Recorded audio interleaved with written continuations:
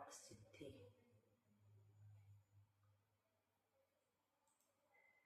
हिंदी को Hindi.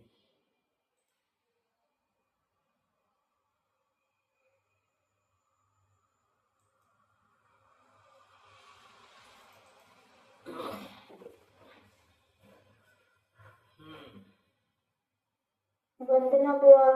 Very punctual. खुश रहो। Thank you.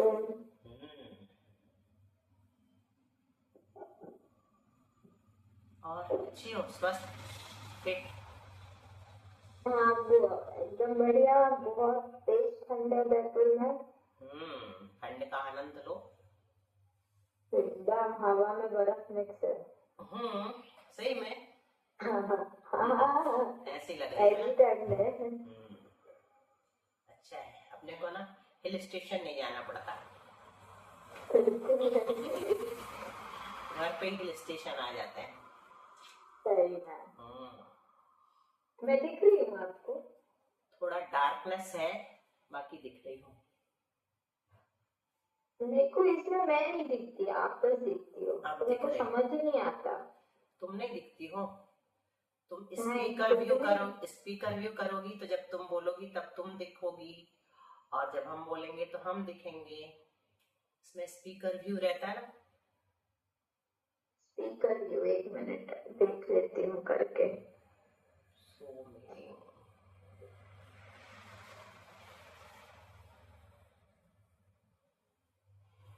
पारुल दिख रही है? हाँ दीदी आ गए हैं हम। नहीं, शुभी से हाँ वो दिख रही है। हाँ वो दिख रही है। अब तुम भी दिख रही हो, मतलब अब डार्कनेस खत्म हो गया, अंधेरा। नहीं है तो अंधेरा ही, और लाइट आने लगी नहीं है। चलो शुरू करते हैं। जब तक बाकी लोग ज्वाइन करेंगे, नहीं करेंगे तो याद दिला देना। हाँ नमो अरिहंताणं, नमो सिद्धाणं, नमो आर्याणं, नमो उवज्जायाणं, नमो लोये सव्यसाहूनम्। मंगलम भगवान वीरो, मंगलम गौतमो गणे, मंगलम कुंद कुंदाद्यो, जैन धर्मोस्तु मंगलम। सर्वमंगल मांगल्यम सर्वकल्याणकारकम, प्रधानम सर्वधर्माणां जयनं जयतु शासनम्। मोक्षमार्गस्य नेतारं, वेत्तारं कर्मभूभृतां, ज्ञातारं विश्वतत्त्वानां, वंदे तद्गुणलब्धये। संत शिरोमणि आचार्य गुरु श्री विद्यासागर जी महाराज की जय। आचार्य गुरु श्री समय सागर जी महाराज की जय। आचार्य गुरु श्री प्रज्ञा सागर जी महाराज की जय। और परम पूज्य गुरु श्री सरल सागर जी महाराज की जय। तीन कमलों गरुड़मणि महाराज की जय। द्वादशांग जिनवाणी माता की जय। संपूर्ण आरिका माता जी की जय। आरिका एक्सपर्ट चिंतन मती माता जी की जय। महान पूज्यपाद आचार्य की जय। एक आंसर वासु देगा, एक आंसर प्रज्ञा। ठीक है? ओके वासु, हम तत्वार सूत्र पढ़ रहे हैं। उसकी पहली टीका का नाम क्या है और उनके कर्ता का नाम क्या है? मैं बताऊं? मैं वासु बता रहा था। तत्वार सूत्र, फिर से सुनो ना, तुम्हारा प्रश्न है। हम तत्वार सूत्र की टीका पढ़ रहे हैं, तो तत्वार सूत्र की पहली टीका और उसके कर्ता का नाम क्या है? पहली टीका है राजवार्तिक। ये जो पढ़ रहे हैं उसका नाम पूछ रहे हैं। तत्वार सूत्र की पूछ रहे हैं। हाँ, तत्वार सूत्र की सर्वार्थ सिद्धि। हाँ, और उनके कर्ता आचार्य पुष्पक स्वामी। बिल्कुल ठीक। अच्छा, शुभी का प्रश्न है। तत्वार सूत्र के मंगलाचरण पर जो आचार्य समंत भद्र ने समंत है ना, टीका लिखी है, पहली टीका ही कहो पुस्तक, उसका नाम क्या है? कल भी पूछा था। अष्टशती। नहीं, इसके मंगलाचरण पर जो लिखा है, मंगलाचरण पे सबसे पहले वो आपने वांछा, जिसका दूसरा नाम देवागम है, ये वो है, और फिर अष्टशती फिर उस पर अष्टसहस्री है। बस ठीक है। अष्टशती किसने लिखी? विद्यानंद जी ने सहस्री लिखी है। अष्टशती लिखी है जिन्होंने एक और चीज लिखी बोलो सही। अकलंक देव ने। हाँ, ठीक अकलंक है। देव ने। और अष्टशती तुमने बता दी विद्यानंद जी ने। चलो वासु, अब सर्वार्थ सिद्धि पर जो पहली टीका लिखी गई है उसका नाम क्या है और दूसरी टीका का नाम क्या है? क्या वो फिर से वासु का प्रश्न है। सर्वार्थ सिद्धि पर जो अभी बता रहा था ना, आंसर वही है। सर्वार्थ सिद्धि पर जो टीका लिखी गई उसका नाम क्या है वासु, और किसने लिखा? राजवार्तिक है और ये भी अकलंक देव ने। ठीक है। और राजवार्तिक पर जो टीका लिखी गई उसका नाम क्या है? श्लोक वार्तिक। श्लोक वार्तिक। उसको उसका पूरा नाम तत्वार्थ श्लोक वार्तिका अलंकार है एक्चुअल में, लेकिन उसको श्लोक वार्तिक ही बोलते हैं। और उसके लेखक कौन है, उसके रचयिता टीकाकार? आचार्य विद्यानंद जी। उसके लेखक भी आचार्य विद्यानंद जी। वो बड़ी बड़ी सर्वार्थ सिद्धि से भी मोटी 7 पुस्तकों में 7 भागों में उपलब्ध है। बताइए तत्वार्थ सूत्र की विशालता, कितना कितना लिखा गया है इस पर। 7 भागों में तत्वार्थ श्लोक वार्तिक है जो हम लोगों ने पढ़ी थी एक पंडित जी से, श्रुत सागर जी से। तो मेघा तुम क्या बताओगी? 5 आचार्यों के नाम बताओ। कल छोटी ने बोला क्या 5 आचार्य 5 शास्त्र ऐसे नाम पूछना है अपने को, तो सबके नाम याद हो जाए शुरू से। अगर याद हो तो वो, नहीं तो कोई भी 5 आचार्यों के नाम बताओ। आचार्य कुंदकुंद। हाँ बहुत अच्छा। आचार्य पुष्पदन, भूतवली आचार्य, उमा स्वामी आचार्य। बहुत अच्छा। दूसरे नंबर का तुमने थोड़ा सा गलत बोल दिया। दूसरे नंबर का क्या बोला? धरसेन है वो, धरसेन। बहुत अच्छा। हम यही सुनना चाह रहे थे, शुरू वाले आचार्यों के नाम से शुरू करो तो बहुत अच्छा है। तो आचार्य धरसेन, फिर उनके शिष्य थे पुष्पदंत भूतवली, और फिर उनके बाद आए बाकी के शिष्य आचार्य कुंदकुंद आदि। चलो ठीक है। तो कल हमने जो पढ़ा था उसमें क्या देखा था? सम्यक शब्द की सिद्धि। तो वो रॉडी हाँ, सम धन अंश धन पिप। बहुत अच्छा, वेरी गुड। सम धन अंश धन पिप। पिप है ये ना, आधा क वा में छोटी की मात्रा हो जाती है प। पिप ये प्रत्यय है। तो प्रत्यय मतलब प्रीफिक्स, और उपसर्ग मतलब प्रीफिक्स, और प्रत्यय मतलब सफिक्स। जो बाद में लगते हैं उनको प्रत्यय कहते हैं, पहले लगते हैं उनको उपसर्ग कहते हैं। जैसे प्रज्ञा का बताया था, तो अगर हम इसको व्याकरण से सिद्ध माने तो प्र उपसर्ग पूर्व ज्ञा धातु से बना है। लेकिन वासु जो है ना, ये रूढ़ शब्द है, रौड़िक है, ये व्याकरण से सिद्ध नहीं है, है ना। जैसे मीना है, ये रूढ़ रौड़िक है, व्याकरण से सिद्ध नहीं, लेकिन प्रभावी प्र उपसर्ग पूर्वक भा धातु से बना है। तो ऐसे 2 प्रकार के होते हैं। तो यहाँ पर जो सम्यक शब्द है ये रौड़िक भी है और व्युत्पन्न मतलब व्याकरण से सिद्ध भी है। तो व्याकरण से सिद्ध कैसे किया था तुमने बता दिया, सम उपसर्ग पूर्वक अंश धातु से क्विप प्रत्यय लगा करके बनाना। वो भी याद है मेरे को। सम का समी हो जाता है और क्विप लोप हो जाता है, अंश में आ और चा बचता है। बहुत अच्छा। समी का फिर ई का या हो जाता है और आधा माँ हो जाता है, या आ में मिल जाता है, और चा का चाकू का हो जाता है। तो ऐसे सम्यक बन जाता है। देखा वासु, अब तू अपनी दीदी से भी समझ लेना, इतना तो कम से कम समझ ही लेना, है ना। बहुत बढ़िया, वेरी गुड सुबी। चलो थैंक यू। अब संस्कृत में रिवाइज कर लेती हूँ आपकी पढ़ाई के बाद। करना ही चाहिए, अपने ब्रिलियंस का ऐसे सदुपयोग होना चाहिए। तो संस्कृत में इसकी उत्पत्ति समंजति इति सम्यक इस प्रकार से होती है, और यहाँ पर इसका अर्थ क्या लिया था? प्रशंसा लिया था, है ना। प्रशंसा मतलब दर्शन जो है वो प्रशंसनीय हो। प्रशंसनीय मतलब समीचीन होगा तो प्रशंसनीय होगा। समीचीन यानी बिल्कुल सही, right belief, right knowledge, right character, सम्यक दर्शन, सम्यक ज्ञान, सम्यक चारित्र। और प्रोफेसर एलसी जैन ने राइट की जगह सीरीन वर्ड यूज किया। सीरीन फेथ, सीरीन बिलीफ कहा है वहां पर, फेथ ना कह करके। और सीरीन नॉलेज, सीरीन कैरेक्टर को भी उन्होंने कुछ और नाम दिया। तो इस प्रकार से हमने यहाँ पर इसकी व्युत्पत्ति देखी थी। फिर सम्यक शब्द सम्यक विशेषण है।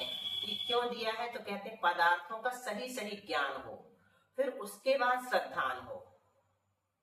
तो ऐसा दर्शन हो तो वो सम्यक शब्द का यूज करके बनाया गया सम्यक दर्शन। पदार्थों के यथार्थ ज्ञान मूलक श्रद्धान का संग्रह करने के लिए दर्शन के पहले सम्यक विशेषण दे दिया है ना। तो ये सम्यक विशेषण क्यों दिया ये भी बता दिया। और ज्ञान के पहले सम्यक ज्ञान, सम्यक शब्द लगाया, क्यों लगाया? जिस जिस प्रकार से जीवादिक पदार्थ हैं, मतलब जो उनका स्वरूप है उनको उसी रूप से जानना सम्यक ज्ञान है। तो ज्ञान के पहले सम्यक विशेषण जो है वो 3 प्रकार के ज्ञान, मिथ्या ज्ञानों का निराकरण करने के लिए।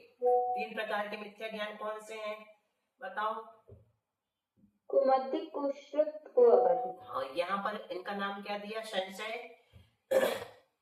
विपर्यय और अनध्यवसाय। उसको विमोह भी कहते हैं। तो संशय किसे कहते हैं?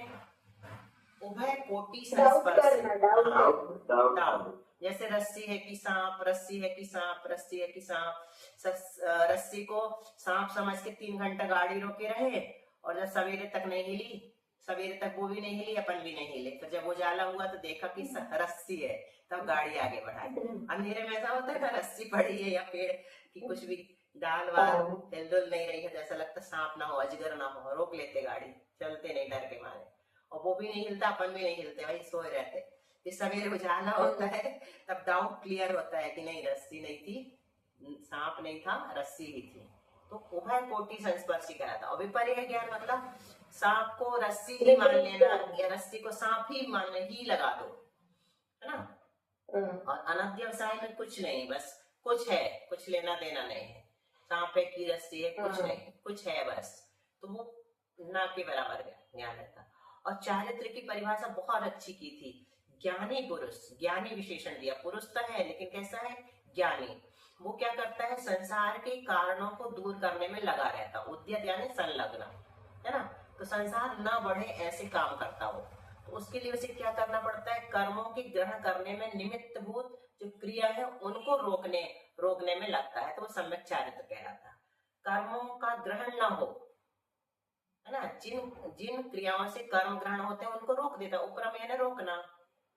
तो ऐसे काम नहीं करेंगे जिससे कर्म मतलब यहाँ पर अशुभ कर्म ही लेना, क्योंकि कर्म तो हम पूजा पाठ भी करेंगे, दान आदि करेंगे तो भी बनेंगे, लेकिन पुण्य कर्म बनेंगे, तो उनको रोकने को सम्यक चारित्र नहीं कहते।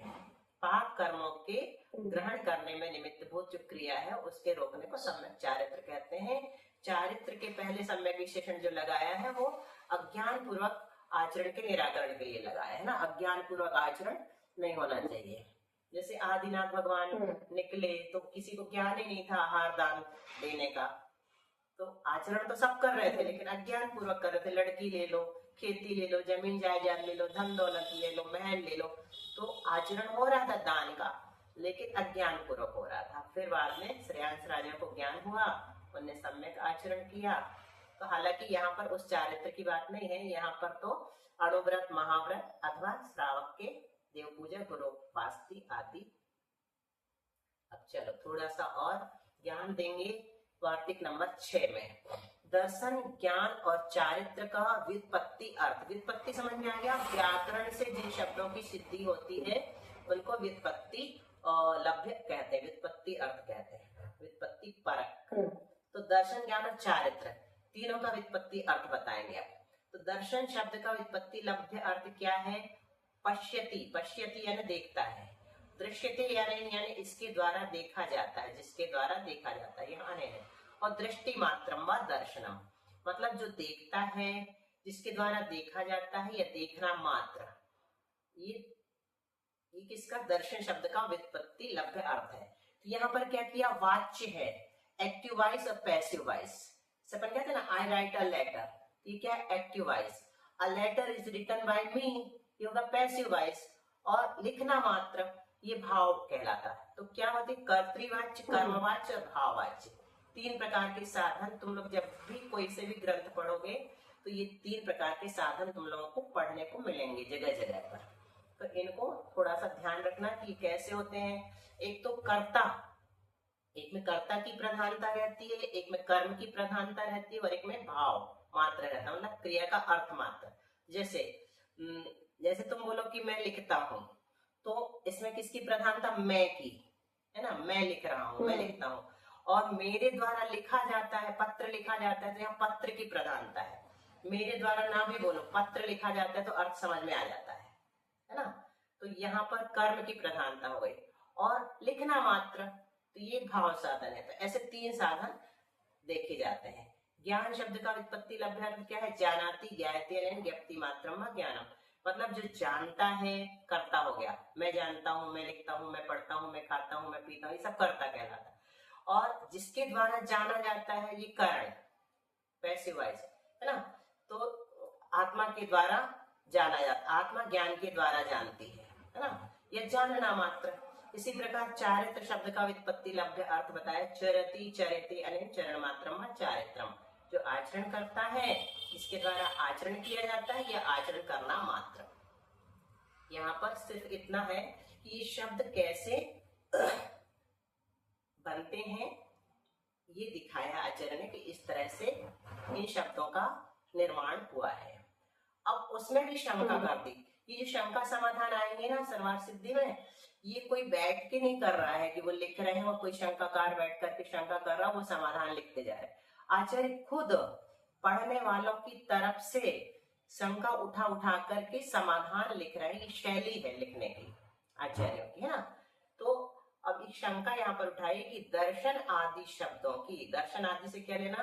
दर्शन ज्ञान चारित्र तीनों, इस प्रकार व्युत्पत्ति करने पर जिस प्रकार आपने की है, कर्ता और कारण एक हो जाता है, किंतु यह बात विरुद्ध है। एक कैसे हो जाता है? मैं देखता हूँ, मेरे द्वारा देखा जाता है, इसमें क्या अंतर है? एक ही तो बात है ना, कोई अंतर नहीं लग रहा है। प्रधानता अलग अलग होती है। हाँ, प्रधानता बस अलग है। तो उसने शंकाकार ने कह दिया कि आप ऐसे घुमा घुमा के बात क्यों कर रहे हो, एक ही तो बात है, कर्ता और कारण तो एक ही है। जैसे मैं जानता हूँ और कारण कहेंगे तो मैं ज्ञान से जानता हूँ, तो कह रहे हैं यहाँ पर कोई विशेष अंतर नहीं है, या आप जो कह रहे हैं वो विरुद्ध है, ये बात विरुद्ध है, कर्ता और कारण एक हो जाएंगे। तो आचार्य कहते हैं यद्यपि यह कहना सही है, आप जो कह रहे हैं ना एक हो जाते हैं, तो भी हम किस अपेक्षा से यहाँ कथन कर रहे हैं? स्वपरिणाम और परिणामी में भेद की विवक्षा होने पर उक्त प्रकार से कथन किया गया है। परिणाम किसे कहते हैं? भावों को परिणाम कहते हैं। और परिणामी किसे कहते हैं? आत्मा, जिसमें परिणाम होते हैं। जैसे हमारे अंदर आत्मा में क्या होते हैं? भाव होते हैं। तो आत्मा हो गए परिणामी और भाव हो गए परिणाम।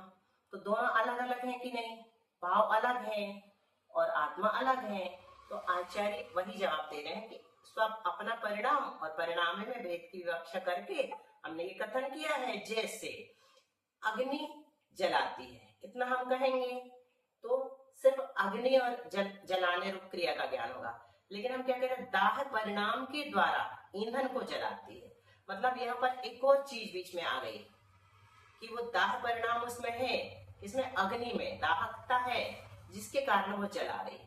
अगर अग्नि में दाहकता नहीं होती तो अग्नि किसी चीज को जलाती नहीं। तो यहाँ दो चीज देखने में आ रही ना, एक दाहकता और एक अग्नि। दाहकता उसका परिणाम है, गुण है, तो वो ईंधन को जलाती है। यह कथन भेद विवक्षा के होने पर ही बनता है। यहाँ चूंकि पर्याय और पर्यायी में एकत्व और अनेकत्व के प्रति अनेकांत है, अतः स्वातंत्र और पारतंत्र विवक्षा के होने से एक ही पदार्थ में पूर्वोक्त कर्ता आदि साधन भाव विरोध को प्राप्त नहीं होता। जैसे कि अग्नि से दहन आदि क्रिया की अपेक्षा कर्ता आदि साधन भाव बन जाता है, वैसे ही प्रकृति में जानना चाहिए। अब देखो, ये तो सामान्य ज्ञान था जो आचार्य ने दिया। अब विशेष ज्ञान थोड़ा वो बताएंगे सूत्र से रिलेटेड। क्या सूत्र में पहले ज्ञान का ग्रहण करना उचित था। देखो, विस्तार रुचि वाले शिष्य ना विस्तार से समझना चाहते हैं।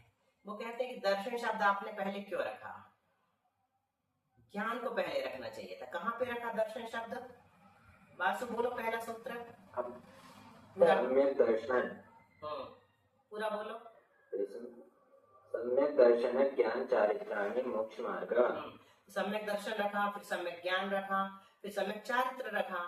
तो अब शंकाकार जी कहते हैं कि पहले ज्ञान रखना चाहिए था आपको, सम्यक ज्ञान दर्शन चारित्राणी मोक्ष मार्ग। क्यों? तर्क भी दे रहा वो, क्योंकि एक तो दर्शन जो है वो ज्ञान पूर्वक होता है, ज्ञान नहीं हो तो दर्शन नहीं होना। अब भी हमने पढ़ा था यथार्थ ज्ञान मूलक श्रद्धान, पहले ज्ञान हो फिर उसका श्रद्धान करो जीव का, पहले जीव का ज्ञान करो फिर श्रद्धान करो। तो कह रहा एक तो दर्शन ज्ञान पूर्वक होता है, और दूसरी बात यह है कि ज्ञान में दर्शन की अपेक्षा कम अक्षर है।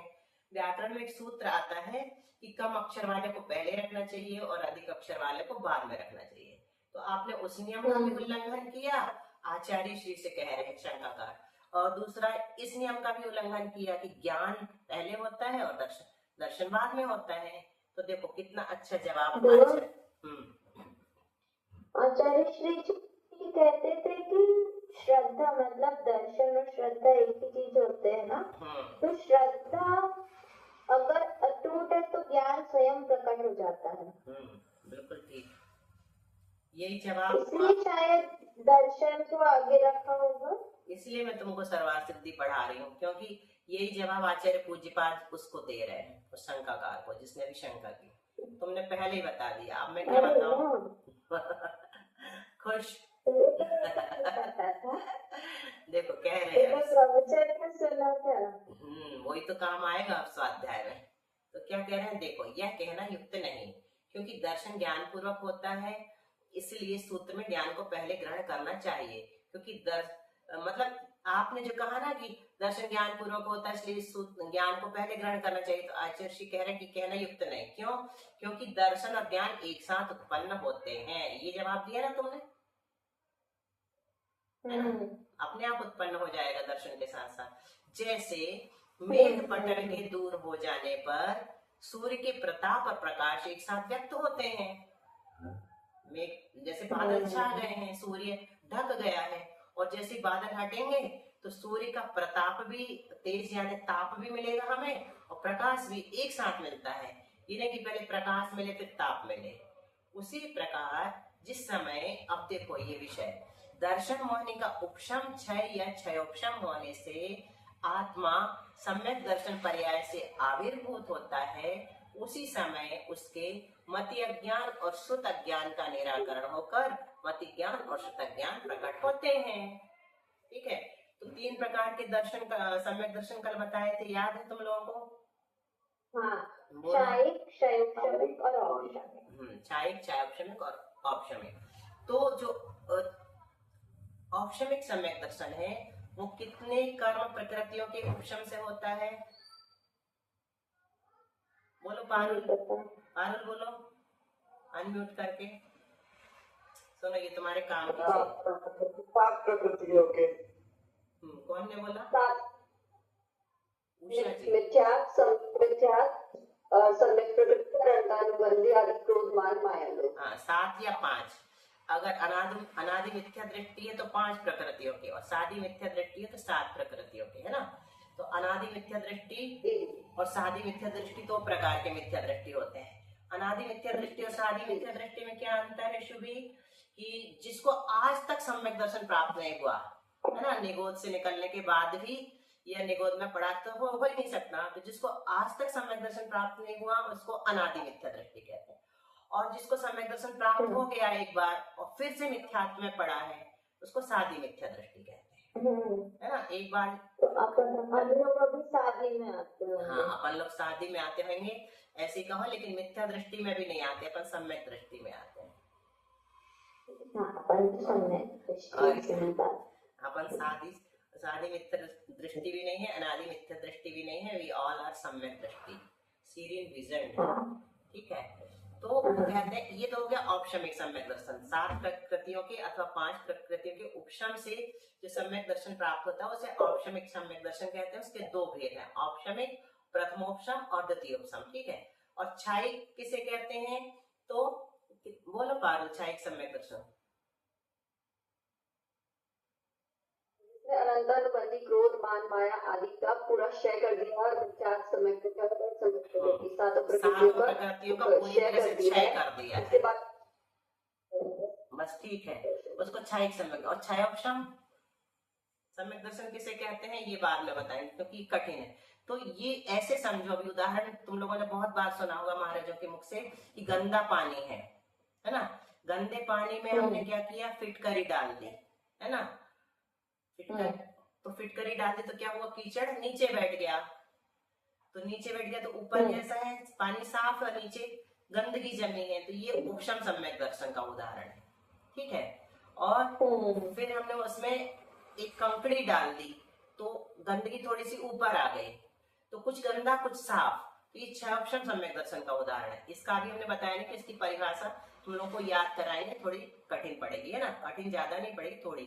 और एक है क्षायिक सम्यक दर्शन, तो वो नीचे जो कीचड़ जमी है, गंदगी जमी है, उसको वहीं जमे रहने दो और ऊपर ऊपर का पानी निकाल करके दूसरे बर्तन में निकाल लो।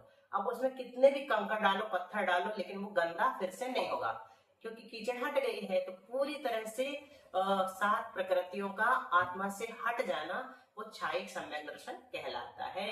और क्षायिक सम्यक दर्शन बाद में बताएंगे क्योंकि उसको थोड़ा अच्छे से समझाना पड़ेगा, इतने ही रखेंगे नहीं तो तुम लोगों को वो हो जाएगा। वो आचार्य ये सब क्यों बताना चाहते हैं, कर्ता कर्म भाव, कर्ता और कर्म एक होते हैं, ये सब क्यों पढ़ाना है उनको? क्योंकि द्वादश अंग में न्याय और व्याकरण भी आए हैं, तो जब हम किसी शब्द को गहराई से जान जाते हैं कि कैसा बना है तो उसके हमें कई अर्थ समझ में आते हैं और विशुद्धि बढ़ती है। हमारे रंध्र जो है ना, जो ज्ञानावरण के उदय में ढके हुए हैं, हमारे मस्तिष्क के रंध्र वो खुलते चले जाते हैं। न्याय और व्याकरण सिर्फ हमारे मस्तिष्क को उद्घाटित करने के लिए, बुद्धि को प्रखर करने के लिए है। तो इनको भी अगर आप पढ़ेंगे तो जो सिद्धांत ग्रंथ है उनमें प्रवेश आसानी से हो जाता है, क्योंकि बीच बीच में ये भी विषय आएगा, सभी ने लिखा है, उनको उपयोगी लगता है, बुद्धि को विकसित करने में एकाग्रता भी बढ़ती है इससे। जैसे तुमने इसको समझ लिया और चिंतन भी कर लिया और बता भी दिया, तो देखो ज्ञान बढ़ता है ना, तो बहुत खुशी होती है। और वो उसने वैशेषिक ने क्या कहा था, ज्ञान का नाश हो जाना मोक्ष है। बताओ, हम लोग बड़े हो जाते हैं, उम्र ज्यादा हो जाती है, कुछ कुछ चीजें भूलने लगते हैं, तो कितने गुस्सा आती है ना, अपने आप पे चिढ़ होती है। खुशी होती क्या कि अच्छा हुआ आजकल हम भूलने लगे, खुशी होती क्या, अब मोक्ष जल्दी मिल जाएगा। तो वो तो ज्ञान का घटना है, अगर हम हाथ बात में कोई चीज भूल जाते तो ज्ञान का क्षयोपशम जितना ज्यादा होता है ना, ज्ञान समान न आन जगत में सुख को कारण, ज्ञान के समान दूसरा अन्य जगत में सुख का कारण है ही नहीं। तो जितने भी तरीके हैं ज्ञान बढ़ाने के, सब का प्रयोग आचार्यों ने अपने ग्रंथ में अपनी बुद्धि का क्या दिखा करके, बुद्धि की महानता दिखा करके और एक कहना चाहिए प्रभाव दिखा करके समझाया है विस्तार रुचि वाले शिष्य को। न्याय व्याकरण के ग्रंथ पढ़ो तो और ज्यादा आनंद आता है। जैसे तुमने पूछा था कि वो, हाँ बोलो। नहीं आप बताओ। नहीं, वही जो पूछा था ना कि ये एक प्रकार का दर्शन अकेला मानते हैं वो कौन है, जो ज्ञान अकेला मानते हैं वो कौन है। फिर ऐसे 6 दर्शन हमने बताए ना, तो अपने 363 मत है। कितने हैं? उनकी क्लास होती है, तलमीना दीदी ने डाला था 363। हाँ, 363 मत होते हैं। उन 363 मतों में भी और भी बहुत सारे मत हैं, 363 ही नहीं है, मतलब ये तो फिक्स सेंट कर दी। तो ऐसे कुछ लोग ये मानते हैं, कुछ लोग वो मानते हैं, कौन मानते हैं कहा नहीं जा सकता, लेकिन है, उनके नाम भी उपलब्ध हैं बड़े बड़े ग्रंथ में। जैसे असंख्यात द्वीप समुद्र हैं, अपन को 2 ही 4 के नाम याद हैं, 32 तक के नाम लिखे हुए हैं शास्त्रों में, अगर अपन देखेंगे तो उससे ज्यादा के भी नाम लिखे हुए हैं तिलोय पन्नती आदि में, लेकिन अपन को उनको खोजने की, पढ़ने की फुर्सत नहीं है। जितना मिल जाता है उतने में ही खुश हो जाते हैं। तो ठीक है ना। बहुत अच्छा, कठिन विषय भी तुम लोग अच्छे शांति से समझ रहे हो। अभी इसके बाद बहुत इंटरेस्टिंग और सरल सरल भी आएगा, बीच बीच में थोड़ा थोड़ा चलेगा। वैसे कठिन नहीं लग रहा होगा तुम लोग को ना? वो जैसे कि आपने क्षायिक, क्षयोपशमिक और औपशमिक की डेफिनेशन पढ़ाई, अगर डेफिनेशन याद नहीं रखे, आपका एग्जाम्पल याद रखे पानी और कीचड़ वाला, तो भी तो पर्याप्त नहीं होगा। पर्याप्त है, ये तो थोड़ी कठिन लिखी रहती है। अभी पर्याप्त है, क्योंकि अगर तुम लोग स्वाध्याय करते रहे ना धीरे धीरे, हम लोगों ने कभी याद नहीं की, वो अपने आप याद हो जाती। फिर बार बार आती है ना ग्रंथों में, वो चीजें अपने आप याद होती चलती है, मतलब उसके भाव ग्रहण होते चले जाते हैं, फिर शब्द अपने आप सेट हो जाते हैं माइंड में। अच्छा। तो उनको याद करने की जरूरत नहीं है, बस समझा बस देंगे कि कितनी प्रकृतियों का उदयाभावी क्षय, सदवस्था रूप उपशम और उदय 3 चीजें बनती हैं। तो उदयाभावी क्षय, सदवस्था रूप उपशम और उदय 3 चीजें आएंगी, इसलिए अभी क्योंकि तीनों टर्म जो है वो तुम्हारे लिए नई है टर्मिनोलॉजी, है ना, तो इसलिए अभी उसको नहीं छेड़ा समयाभाव के कारण। अपन अपनी छोटी क्लास रखना चाहते, ज्यादा लंबी नहीं, 15 मिनट की, फिर भी अपन 25-30 खींच लेते हैं। कोई दिक्कत नहीं, अच्छा ही है, ठीक है। तो ये आधा छोड़ते हैं, कल यहाँ से पढ़ेंगे अपन, है ना। दूसरे ऐसा नियम है कि, अच्छा नीतू तुम्हारा खुल गया क्या? बहुरी बंद वाली नीतू, 2 नीतू है हमारे पास, एक यहाँ वाली प्यारी नीतू है, ये आज दिख नहीं रही, क्यों नीतू? अनम्यूट करके बोलो, कौन ने कर दिया डाउनलोड? चलो अच्छा है, आवाज नहीं आ रही, कोई बात नहीं, अब आवाज खोलना बता देंगे। दिव्या भी है, मतलब मिनी, देखो शुभ, तुम्हारे निमित्त से कितने लोगों का वो हो रहा है लाभ। शुभी और वासु, उषा जी ये कौन है? कौन बोल रही है? अच्छा नीतू बोला। चलो खुशी की बात है, तुम लोग ऐसे पुण्यार्जन करो।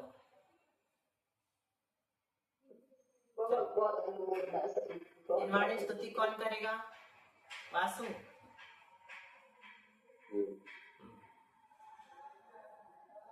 जाने जानते सोच लो करो, सोवाणी मस्तक नमो सदा दे तोड़ो, एक जनवाणी बढ़ती तोड़ जपो दिन रहे, जो तेरो शरणा गए सो पावे सुख जय, देव बजो अनंत को पुर सेवा निरंतर, दया दर्भ पालो सदा यही मोक्ष का पन, सब मंत्रों का सार है महामंत्र नमकार, हम सभी मिलकर जपें महामंत्र नमकार। नमोकार मंत्र।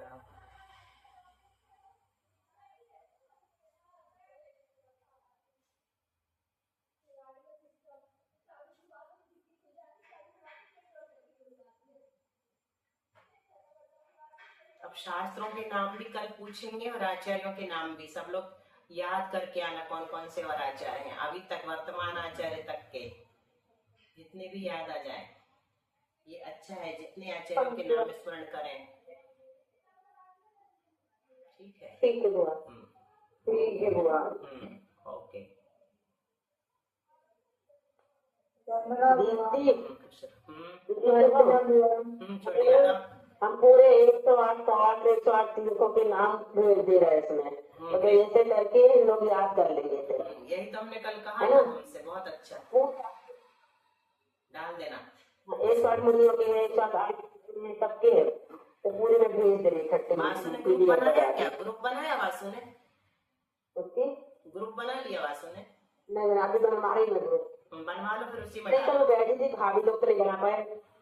ठीक है, सरवार सिद्धि क्लास के नाम से बनवाने, हाँ बना लो, है ना, और उसी में डालना फिर, सरवार क्लास के नाम से, हाँ उसी में डालना फिर, हाँ फिर उसी में डाल फिर देंगे। एडमिन हमको भी बना देगा तो हम ऐड कर देंगे और नाम, है ना, कुछ कुछ जो हमारे पास आएंगे इन लोगों के, एडमिन बना देंगे, हाँ एडमिन बना देगा, खुद भी बन जाएगा।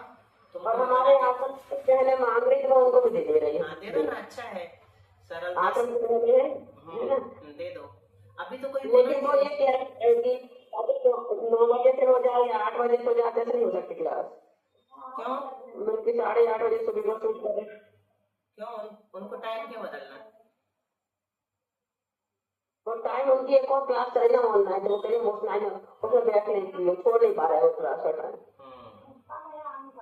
तो नहीं यार, मुझे पूछ रही प्रॉपर टाइम का कौन सा सही रहेगा, उस हिसाब से करते हैं। अभी जितने लोग कर पा रहे हैं उनको तो करने दो, फिर देख लेंगे बाकी लोग, है ना, जितने लोग कर पा रहे हैं कुछ कर लेंगे। हाँ तुम डाल देना वो नाम, सब लोग याद कर लेंगे।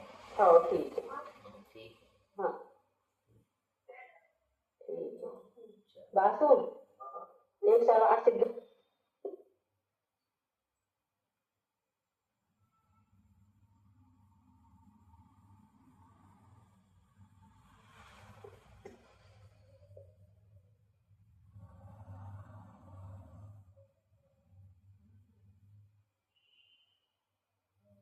पाँच मिनट अभी भी बचे हैं।